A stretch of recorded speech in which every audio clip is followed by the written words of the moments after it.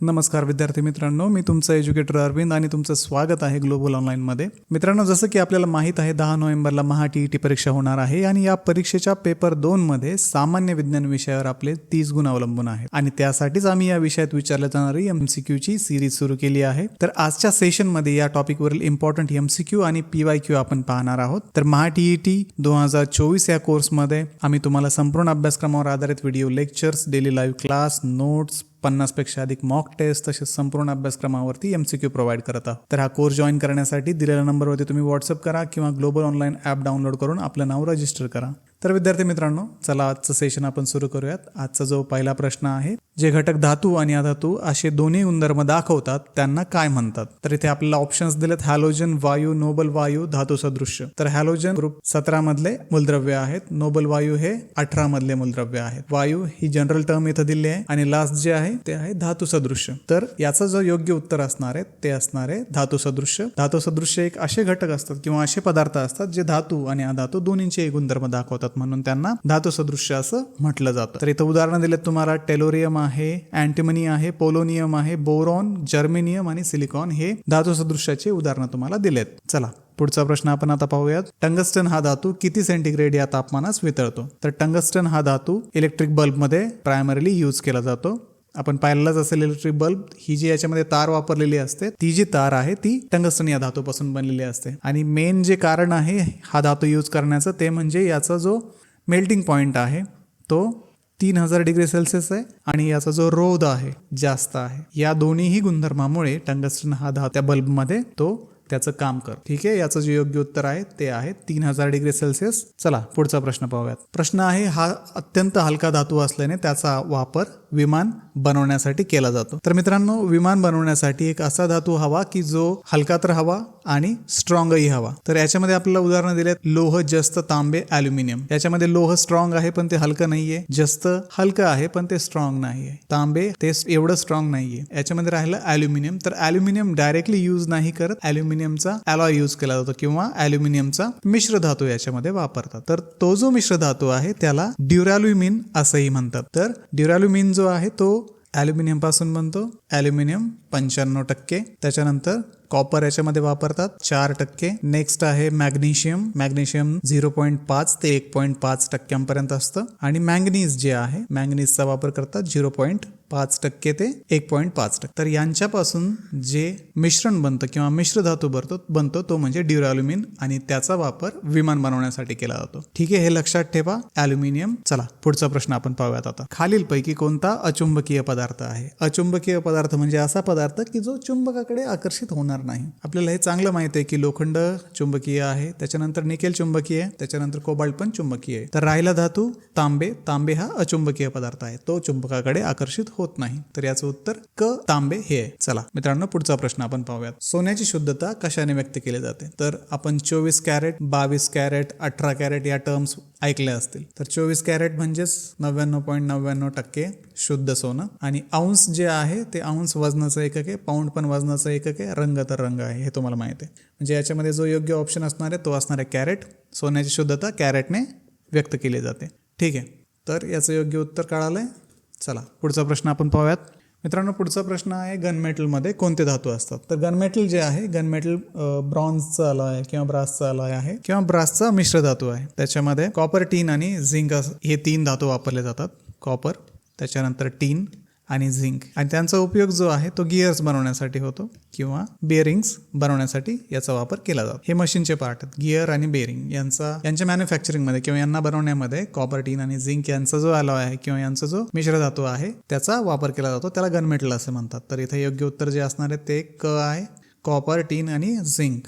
समजलं विद्यार्थी मित्रांनो? चला पुढचा प्रश्न पाहूयात. स्टेनलेस स्टीलमध्ये खालील घटक असतात. तर स्टेनलेस स्टील आपण पाहिलंय. स्टेनलेस स्टीलमध्ये क्रोमियम, लोखंड, कार्बन आणि निकेल या सर्व गोष्टींचा वापर केला जातो. तर याच्यामध्ये जे क्रोमियम वापरलं जातं तर क्रोमियम हे कमीत कमी 10.5% असतं.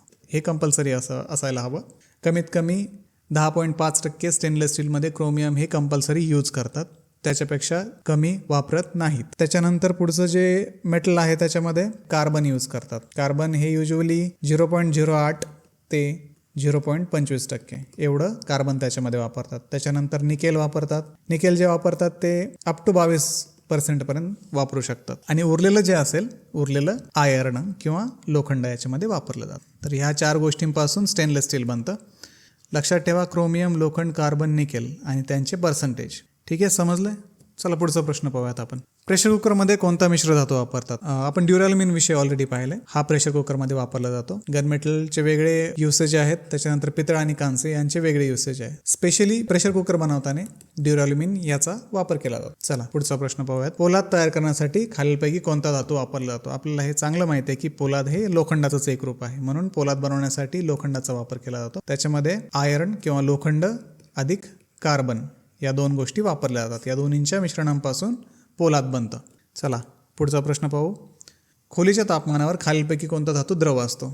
तर याच्यामध्ये आपल्याला माहिती आहे की सोडियम हा मृदू धातू आहे, कॅल्शियम पण मृदू धातू आहे, पण ते द्रव नाही आहेत. पण पारा जो आहे तो सामान्य तापमानाला द्रव अवस्थेमध्ये असतो. पाऱ्याचाच उपयोग आपण पाहिला आहे, तो थर्मामीटरमध्ये केला जातो त्याच्या याच प्रॉपर्टीमुळं.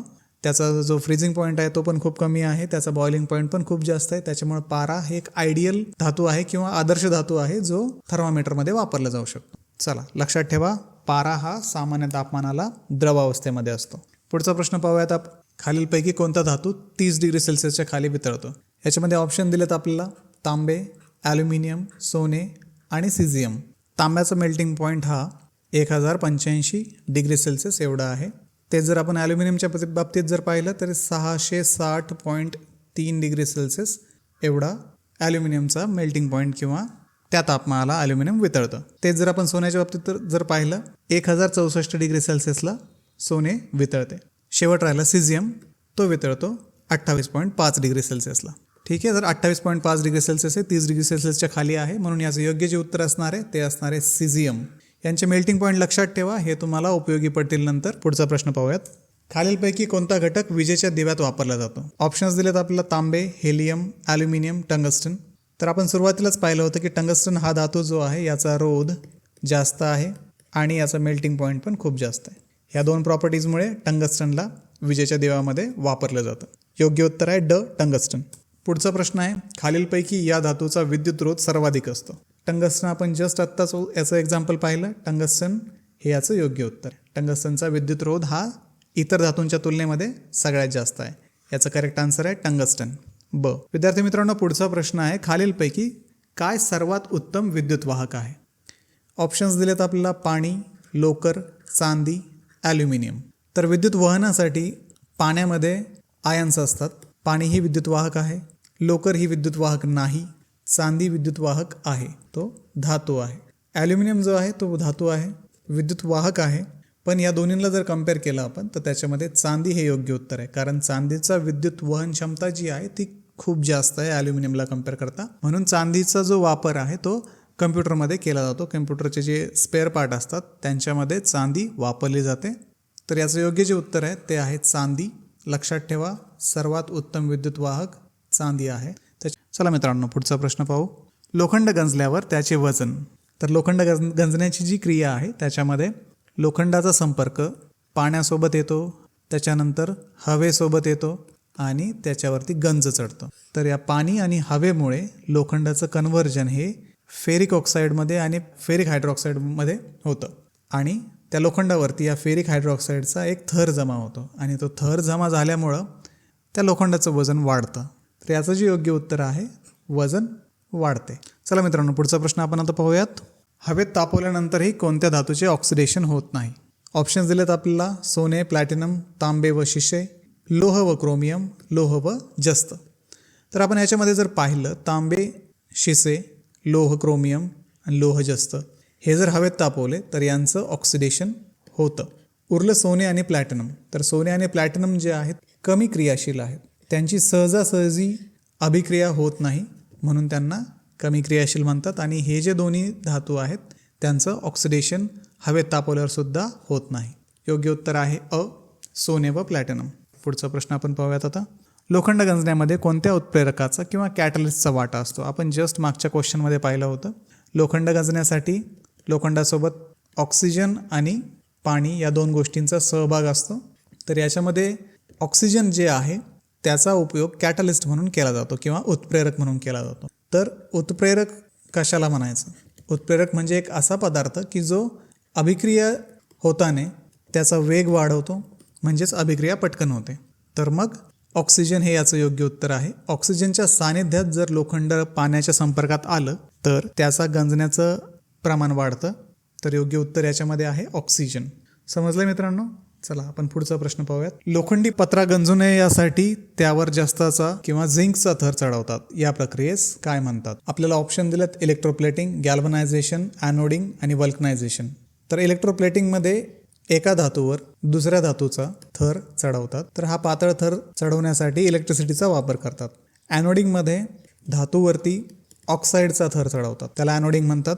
वल्कनायझेशनमध्ये रबर आणि गंधक तापवून त्याच्यापासून टायरसारखं जाड रबर बनवतात, त्याला वल्कनायझेशन म्हणतात. उरलं गॅल्वनायझेशन.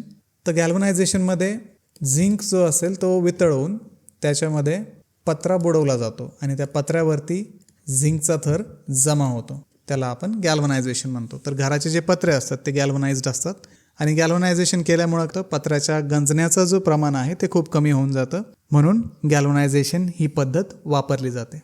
चला विद्यार्थी मित्रांनो, पुढचा प्रश्न आपण पाहूयात. सर्वाधिक शुद्ध सोने किती कॅरेटचे असते? आपण कॅरेटच्याच क्वेश्चनमध्ये पाहिलं होतं की 24 कॅरेटचं सोनं हे सर्वाधिक शुद्ध मानलं जातं. तर योग्य जे उत्तर आहे ते आहे 24 कॅरेट. चला पुढचा प्रश्न. ओतीव लोखंड किंवा कास्ट आयर्न डॅश डॅश असते. तर ओतीव लोखंड जे आहे त्याच्यामध्ये इम्प्युरिटीजचं प्रमाण खूप जास्त असतं किंवा त्याच्यामध्ये असणारा जो कचरा आहे त्याचं प्रमाण खूप जास्त असतं. त्याच्यामुळं ते जे ओतीव लोखंड आहे ते खूप ठिसूळ असतं, त्याला आपण बीड पण म्हणतो. बीडाच्या लोखंडाचा वापर जो आहे कास्ट आयर्नच्या कढाई बनवण्यासाठी किंवा तवे बनवण्यासाठी केला जातो. चला पुढचा प्रश्न. खालीलपैकी कोणत्या धातूमुळे जास्त मोटार गाड्या असलेल्या शहरामध्ये हवेचे प्रदूषण होते? हवेचं प्रदूषण होण्यासाठी कारणीभूत असणारं पेट्रोल, त्याच्यामध्ये टेट्राइथिल लीड नावाचं कंपाऊंड मिक्स केलेलं असतं. याच्यामध्ये असणारं जे लीड आहे त्याच्यामुळं प्रदूषणामध्ये भर पडते. तर मित्रांनो याचं जे योग्य उत्तर आहे ते आहे शिस, ऑप्शन अ. पुढचा प्रश्न पाहूयात. धातू बरोबरच्या पाऱ्याच्या संयुगांना काय संज्ञा आहे? ज्यावेळेस धातू आणि पारा एकत्र केला जातो त्यावेळेस धातू त्या पाऱ्यामध्ये विरघळला जातो, त्याला अमालगम असे म्हणतात. ठीक आहे मित्रांनो, राहील लक्षात अमालगम, ज्याच्यामध्ये पारा आणि इतर धातू एकत्र केले जातात. चला पुढचा प्रश्न. इस्त्री अधिक काळ गरम राहण्यासाठी हा मिश्र धातू उपयोगी पडतो. तर इस्त्रीमध्ये नायक्रोम नावाचा मिश्र धातू, तर नायक्रोम जे आहे ते मिक्सचर आहे निकेल आणि क्रोमियम या दोन्ही धातूंचं मिक्सचर आहे.